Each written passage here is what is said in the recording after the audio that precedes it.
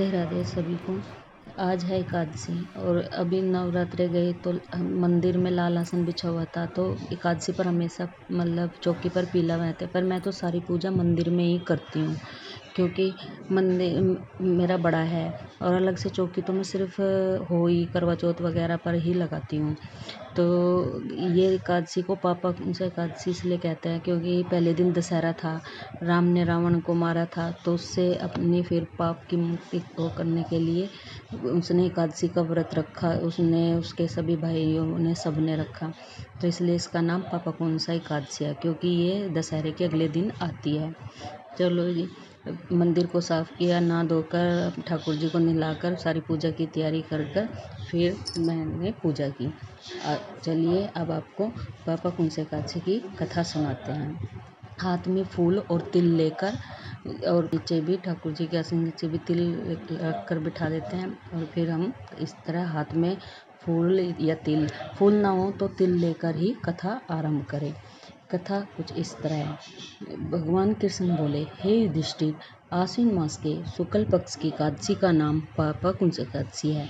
यदि इसके व्रत में श्रद्धा भक्ति सहित भगवान विष्णु का पूजन किया जाए तो मनवांछित फल की प्राप्ति होती है।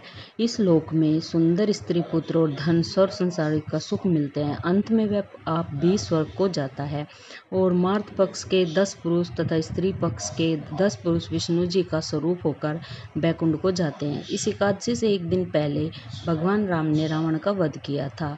चाहे रावण का स्वभाव कर्म से राक्षस का था, परंतु वंश से तो वह ब्राह्मण था। अतः ब्राह्मण हिंसा के दोष से निवृत्त मर्यादा पुरुषोत्तम राम ने पापा कुंसा एकादशी का व्रत किया। लक्ष्मण, जानकी तथा भालू बंदर ने सभी ने उनके साथ उपवास किया, पाप रहित हो गए।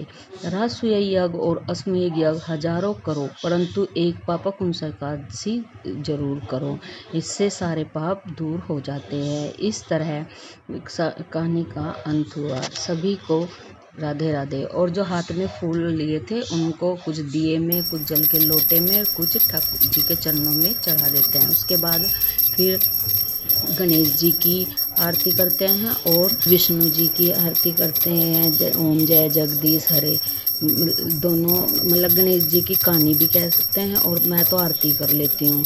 गणेश जी की कहानी सबसे पहले बोली जाती है जब ही कोई व्रत की कथा सफल होती है।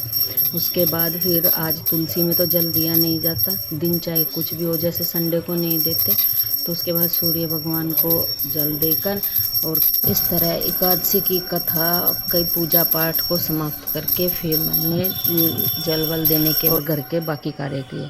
और आप सभी से मेरी हाथ जोड़ के विनती है, प्लीज़ जो चैनल पर नए आए वो चैनल को सब्सक्राइब करें, वीडियो को लाइक करें। सभी को राधे राधे।